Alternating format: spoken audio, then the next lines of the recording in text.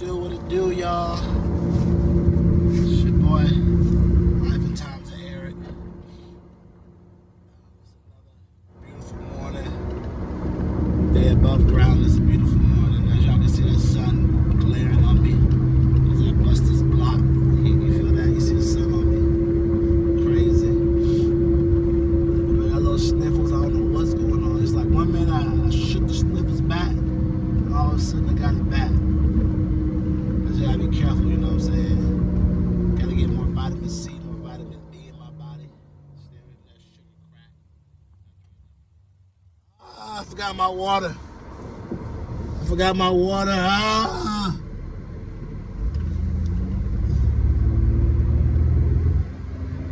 Forgot my water.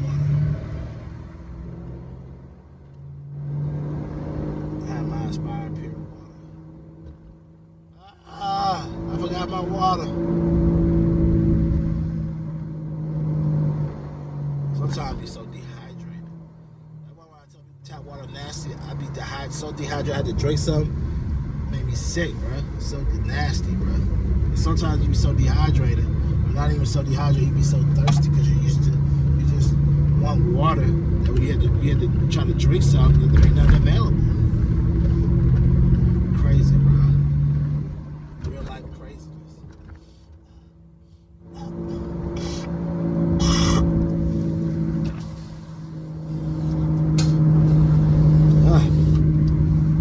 Yeah, man, all this sniffy, snuffy weather. Having a kid that's sniffy, snuffy. Having another one that's sniffy, snuffy. There's a lot going on. I be teaching my kid, I'm like, yo, put your shoulder in your hand.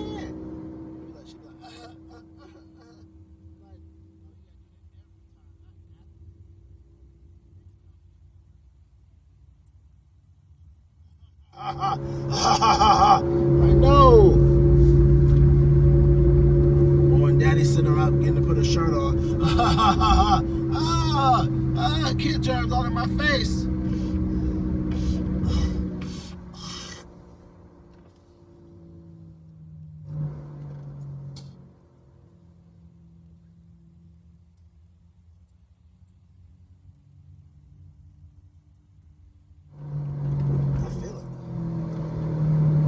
I'm at work, right? You know, we're in the cubicle areas. People,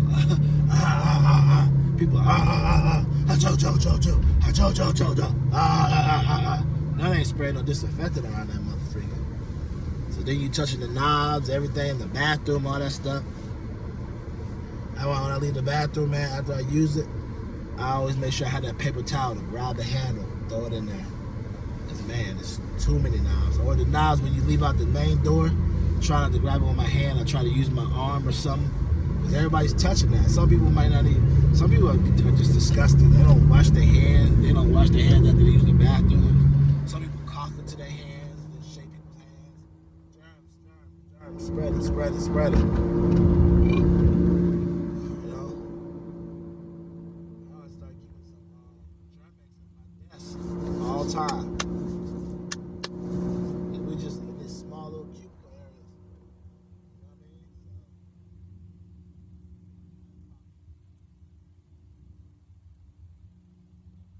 You know what I mean? But if this year to put us towards COVID protocols, we are breaking all of this. But still though, people leave, go open the door, and you touch that door.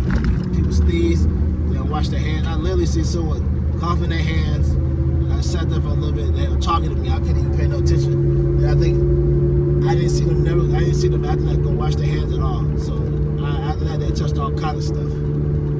So it's like, imagine the people doing stuff that you can't see. That too.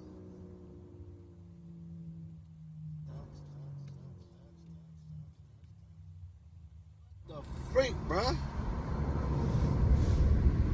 Don't make no sense, bro. I'm telling you. Man, cold season, man. You gotta be out here and stay vigilant. You know what I'm saying? I was about to say vigilante. You gotta say vigilant. So, but today's Wednesday. I don't know, man. I feel like it's one of them verses like, and the days keep running together, and my mind keeps in my mind. I forgot who. It was a verse I was about to say, and I kind of keep thinking about it. I haven't really listened to too much rap music lately, so a lot of the songs I usually would know haven't been running together. But it was a verse where it was like the days are running together, and I forgot. And my days are running together. I can't remember, but that's how it felt like. Because today nobody's on the road. I guess people are working from home. They still work from home days, so there's nobody on the road. Traffic just sliding through. You know what I'm saying? But yeah, I was talking to my boy yesterday, and he got a work from home job. He was like, man, I'm ready for another one. Because he has a job recruiting. Even though you work from home and you're doing recruiting, you just don't like it. Some people don't have to realize.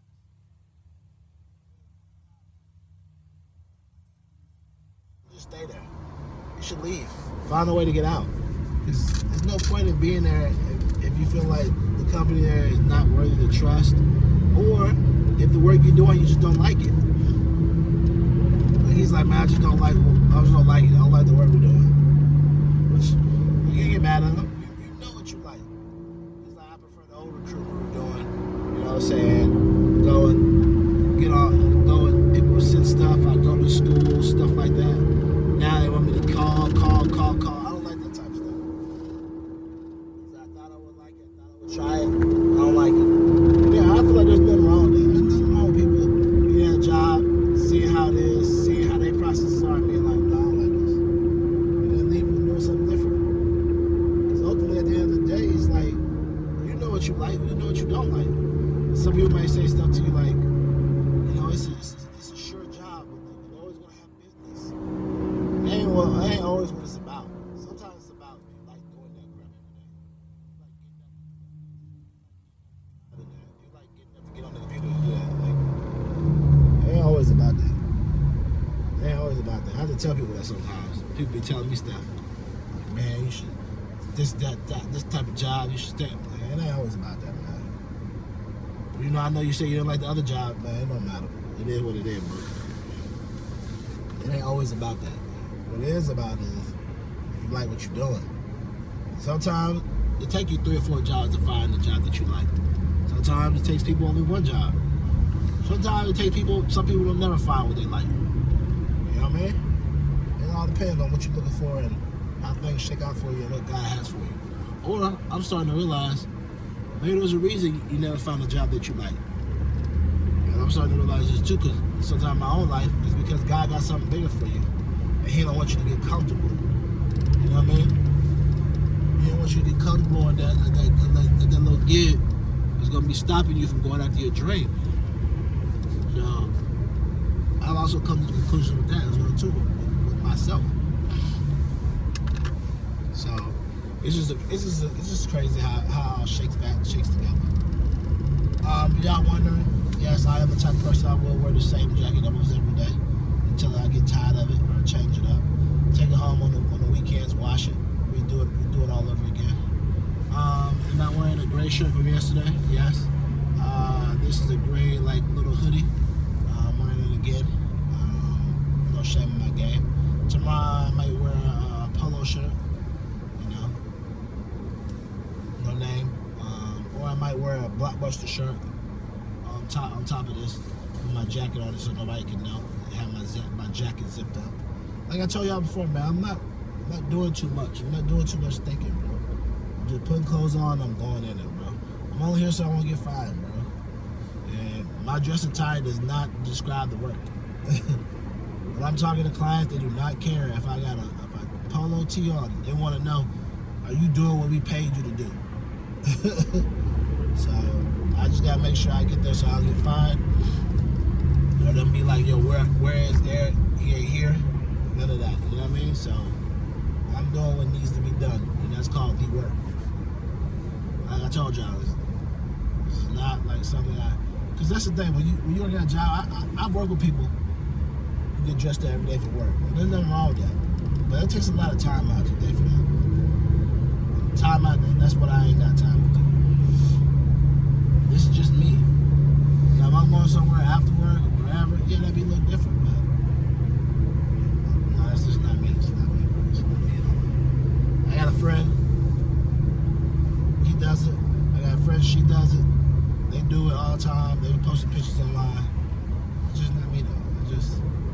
said this is how they like to shake out makes them fulfill. Everybody's different. The clothes I put on when I go to work, I put on casual clothes. So I'm going to be casual. You know, like I said, another time again, the Levi's Relax Fit, straight leg, and the Commonwealth jeans. You know, because they all, both of those brands, the Levi's and the Commonwealth jeans, give me room in my junk, so my junk can breathe. You know what I mean? A lot of these jeans don't be giving you room. Then on top of that, a lot of these jeans, after you wash them, they ain't no good no more. These jeans have been reliable jeans. I know I can test them. Tough, strong, reliable jeans. That's what I am. You know, I'm the type of person kind of hard on stuff. You know, hard on myself. You know. So yeah, those things just work out. So you know what's really crazy, man? Every day I wake up, I just get more angry and angry. Not because driving in traffic, I mean, that sucks already, but at least traffic's moving like how it was when I lived in Atlanta. Let me tell you about this. So when I lived in Atlanta, right, I was doing the yellow books like I was telling y'all before because I'm that much older, you know what I'm saying? Nah, I'm just playing. I could be young, well, you know, whatever. You do yellow books. You could be old, yeah. You know, 45, you know what I mean? 45. So, but anyways, so I was doing the yellow books, right? And I lived in Smyrna.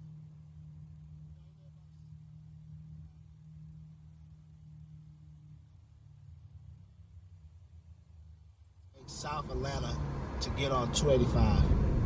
As you drive over, I just cut down South Cobb, cut across, get on South Atlanta Road. And back before they built them apartments right on the highway of 285, and right before they built that Waffle House, I was taking that way.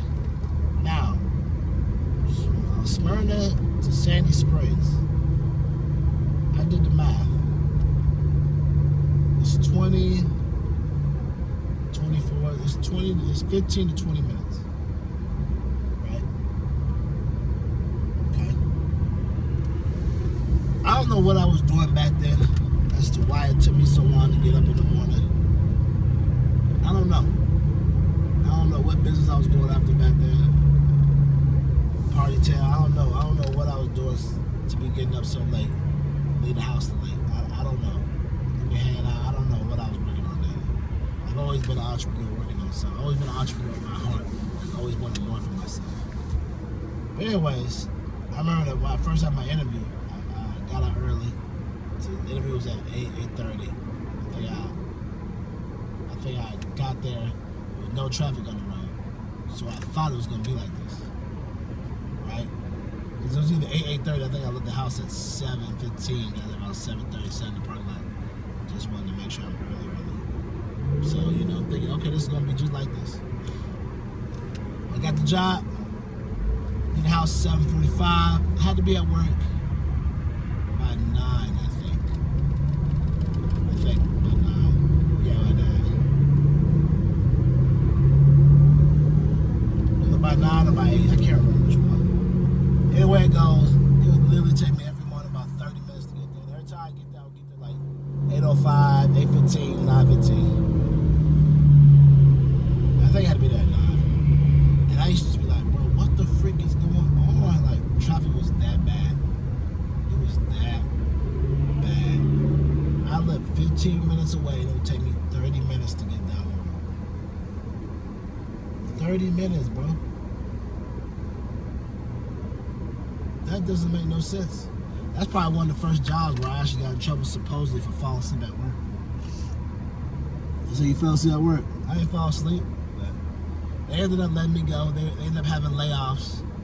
That was my first job I'd been laid off from. I didn't know how to feel. I felt like, man, maybe I didn't do enough. Maybe I wasn't good enough. But the crazy part was, it was a blessing for me because I was actually looking for another job. But it was just suck at the time because around that time, it was hard to find jobs. People all kept going about experience and this, experience that. If I had known better, maybe I should have just lied on my resume. You know what I'm saying? I know you're probably thinking, Eric, I thought you learned not to lie on your resume. I learned not to lie on my resume later on in life, or maybe early on. I should have lied to see if I could have shook something out, or just got a resume coach to jazz up the resume a little bit, but whatever. But yeah, so it was ended up being a blessing. boss, his name was John Had.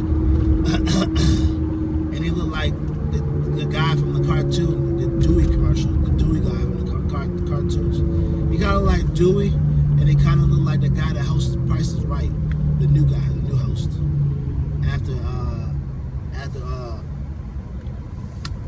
After the old guy left, I forgot his name, right? The Price is Right. After Baker left, whatever his name is, I can't remember that cat's name right now. He kind of like the new host, Dewey or whatever, who had the show. He was hosting the new Price is Right host. He looked just like him. He looked like the guy from the cartoon, Dewey or whatever. But anyways, I remember I had to turn my computer into him because it was my last day or whatever. And he was like, "What's the password to your computer?" I was like, "Oh, this time I already had cut my check, but I felt kind of bad, but I was like, oh, well, it is what it is." He's like, "What's the password to your computer?" I was like, I already looked down, saw my severance already been cut and all that stuff. I said, my password is, you want me right now, say it out. He said, "You go ahead and say it out. My password is, I hate my job." He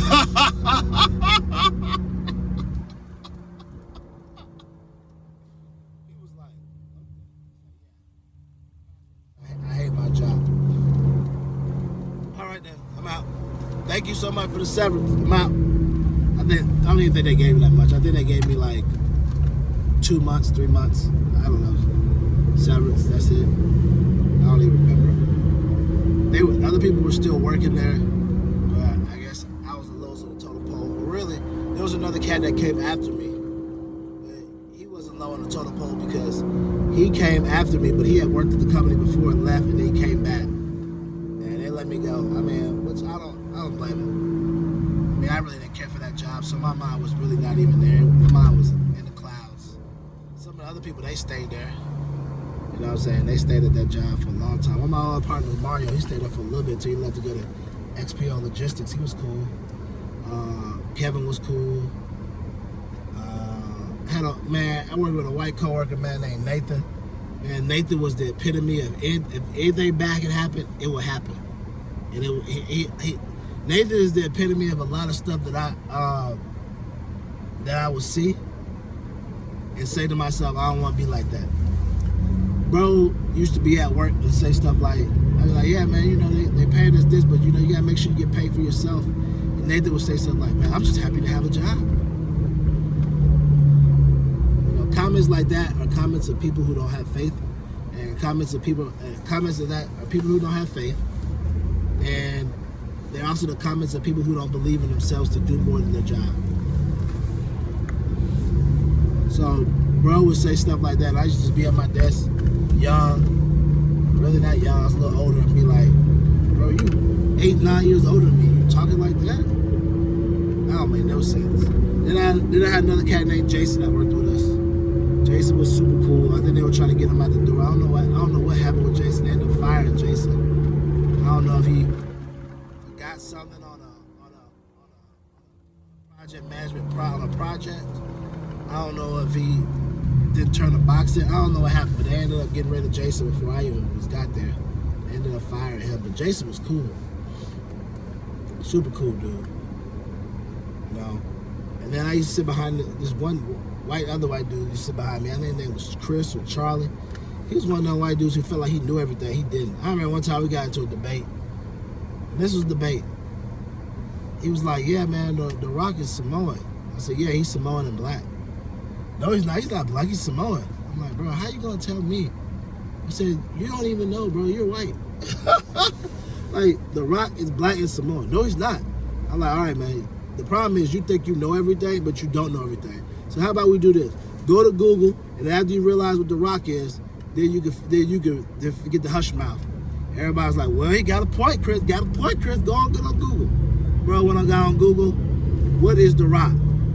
Picked up, the Rock is half black, half Samoan. Everybody's like, well, so I try to tell you, man, you don't know everything, bro. You need to let it go. First lady be trying to tell me that I feel like I know everything. I don't feel like I know everything. You know what I'm saying? There's some things I kind of pick up and kind of learn. But this dude, he was aggravated.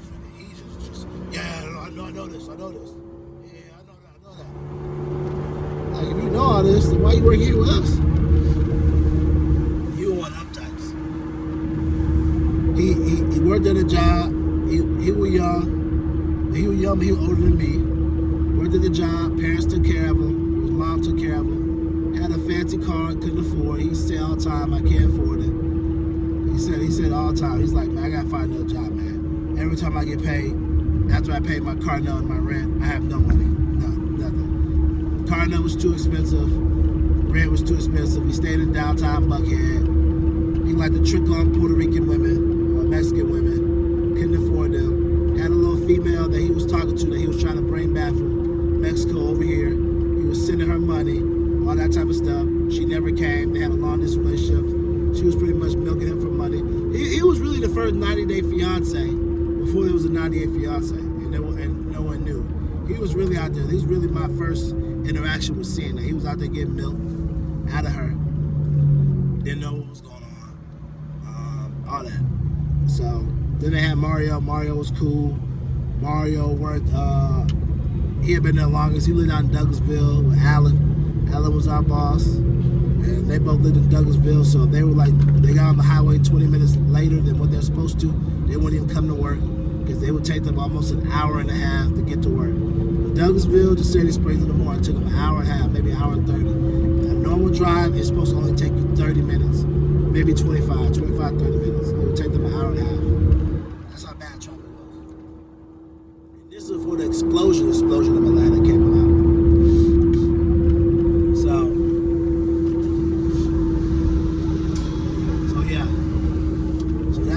That's the crazy part about that. What else?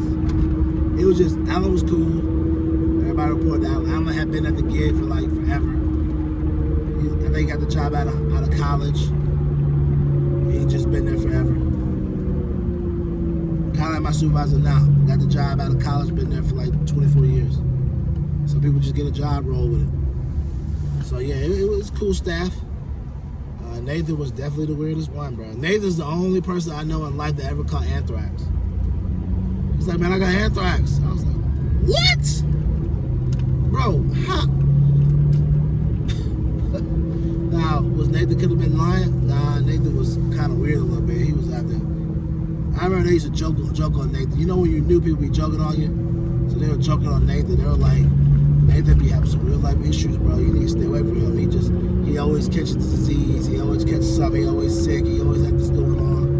And they were making fun of Nathan because at one point he went on a sabbatical because he caught his wife cheating on him, and he was like, "This isn't right." And instead of telling his wife, "Hey, either we go to counseling or whatever to get right," he would have let her. He would have took her back and still kept paying for everything for her instead of making her get a job. So he had to go on a sabbatical for all that type of stuff. And they were talking to him. They're like, "Bro, she did you bad, man. Make her get a job." No, I'm still gonna take care of her. Yeah, bro had a lot going on. Bro had a lot going on, for real. Bro had a lot going on. Nathan was my real introduction to real life people outside, to real introduction to people and how people would do just, I don't know, how people would just do crazy things that just didn't make sense. He was my first introduction to that in a corporate environment. And there was me. Oh, no. Well, another cat, that was a young cat too. I forgot his name. Gary. Ryan, I can't remember. He was a young cat. He was cool. He was just kind of there because, he needed a job. He did his job well. The guy job I took, I think he ended up moving to Alabama or whatever, and he was kind of they thought I was bad because a lot of times it took me longer to kind of find drivers and stuff, but I used to be up in my missions. I had a lot of I had all the crappy projects, and everybody had all the cool places. I had all the crappy places. Like, when I say crappy, I'm not saying the cities are crappy. I'm saying I had the crappy budgets. Like, all right, Eric, you got a budget of $80,000, but you got $2,000. You got 2 weeks to make this project finish. Like our overall boss I was in Florida, used to be a cop, came in, and then he promoted this one girl named Amanda that had whatever. And they were talking about that she got promoted under him, but they feel like they were messing around because there was too much inclination of her getting promoted through the ranks, being out of position for less than 6 months, and whatever. There was a lot of that going on.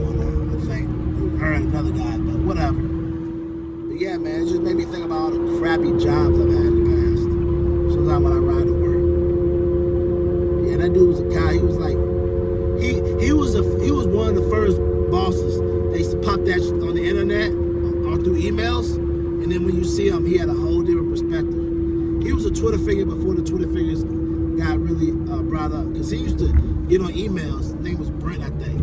I think they were Brent Fiscator. I'm gonna say his full name. And he used to be on there popping that, and then I used to be like, what? I get on the phone with him. You know, I'm like, well, that's not what your email is saying. Oh no, Eric, it ain't like that. Or I see him in person. I'd be like, what's up? He's like, he kind of look like them two dudes, the two brothers that sell real estate in the OC on Netflix. He kind of look like one of them. Like he could be the third triplet that no one wants. He was the same height as them, short and all that. And sometimes I used to pop that, and then I saw him in person when he came up there one time. And I guess he came by the desk where it was. I stood up and he realized I was, you know what I'm saying, I was up. You know, even though my 5'8" shape and 5'8" frame, you know, I was taller than him that day, because if I'm 5'8", he was 5'3", 5 inches matter. So, you know, I stood up over him. He was like, I was like, man, what's up, man? You know, I'm trying to, no. It was always no, I don't mean that, no. And after that, he just sent emails to me. I scope him. All right, my responsibility. Okay, gotcha. Really ain't paying no attention to him, man. You just talking tough through the net, bro. Talking tough through the net. If you talking tough through the net, I don't respect it. I don't respect it. That's why I was telling First Lady, she was like, so you're doing videos in your car, huh? I know your roof kind of wild, huh? Yeah, I said 17 years in the same car, your roof be wild too. You know, it's kind of dirty. Got to figure out how to clean it, whatever. But you know, when you ride in the car every day, you don't think about that. You don't think about looking up at the roof until you start recording yourself. I was like, yeah, man, if they talk about me on the net, it is what it is. I mean, I don't worry about people talking about me. People talk about me on the net all the time. People talk about you in real life all the time. The difference is, there's a difference between people talking about you and people putting their hands on you. When people put their hands on you, then that becomes a different type of story. But anybody can talk about you all day. People talk about celebrities all day. People talk about The Rock all day. People talk about Kevin Hart, Oprah Winfrey, Jeff Bezos, Robert Smith, millionaires, billionaires. They talk about them daily. And if you're looking to become somebody that's going to be out there or live your dream or go after your goals or whatever it may be, you're going to get talked about. You're going to get talked about. You're going to be discussed. You're going to be vilified. Some people are going to try to humiliate you. I mean, they do that to pastors. Even when you have a good heart and God has led you to do this, they'll be like, oh, he's a scam. All that money, he ain't getting nothing back to the community. He a scam. Now, some pastors are scams. But there's a lot of them that are not scams. So that's why I'm like, it don't really matter. I told y'all before, I went to go do the Looks for Cook stuff. Some of my own chapter brothers laughed on me, joked on me, talked about me. So it doesn't matter. Anything I do, I'm going to get talked about. It's just the nature of the beast. It's like, either you can go and find yourself and live what you want to do and do what you want to do, or you can constantly worry about what people think about you and never get out there and follow and live out the goals or the dreams that the Lord has given you. You know? You might want to be have your own baking show, have your own cooking show, whatever it may be. But if you're scared that people are going to say your recipes suck, or you ain't doing this, or your house is not good, or you ain't this, then you ain't never going to be able to live a good dream. You know? Sometimes the Lord is giving you that dream so that you can use that dream to get in the marketplace so you can improve your environment.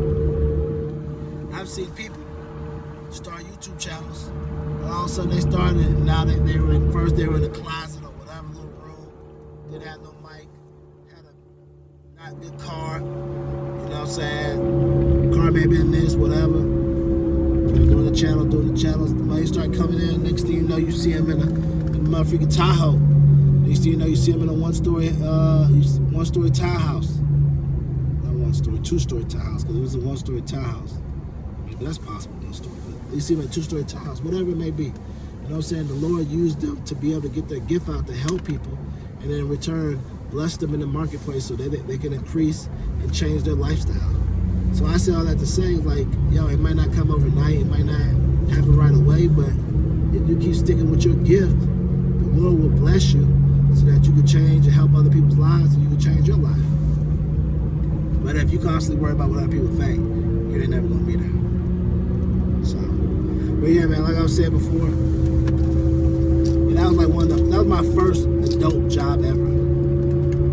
No. I'll say full time. Because when I moved to the A, I had a job with the Hawks. And that was cool. But then I realized, I was like, man, I kind of had wished my parents let me do that internship with the not Arizona, I think it was a G League basketball team in Arkansas. They played in Arkansas. It was an NBA D League team. They played this was back, there was no G Leagues then. I think it was like the D League team they had. Because if I had did that, I really could have got it wasn't paying, that's the problem. But if I did that, I really could have got a first-hand interest into the sports industry to realize I ain't like it. I ain't like it at that level I was at. That level we was at was just bottom feeder level. You work the events, you sell out some stuff, you might help out with ticket sales, but I mean, it was always hard to move up in the Hawks organization. And this is before all the claims came out, which were true, which I already knew when they came out were true about them being racist. Because there was this girl, she worked there, and I remember, in fact, I'm just gonna say her name. I remember there was this girl that worked there, her name was Kristen Samuelson. They called her Kiki or whatever, KK. This white girl, I'll never forget her. I got there, started working, right?